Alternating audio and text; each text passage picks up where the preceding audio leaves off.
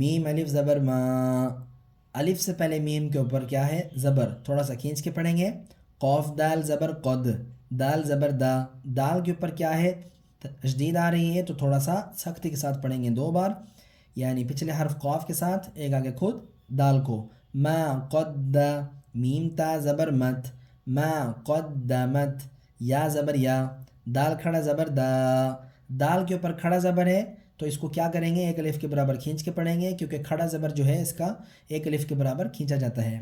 ما قدمت یدا، ہا پیش ہو، یداہ، ما قدمت یداہ، واو زبر وا، یا زبر یا، یا، قوف واو پیش قو، واو ساکن سے پہلے قاف کے اوپر پیش ہے، واو مدہ ہوگا، مطلب ایک الف کے برابر آیت پڑھ کے جب یہاں آئیں گے کھینچ کے پڑھیں گے ایک الف کے برابر.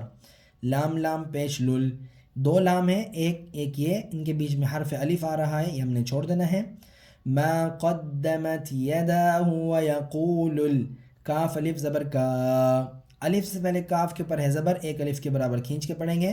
فا زیر فی، کافی، را پیش رو، کافرو. ما قدمت یداہ ویقول الکافر.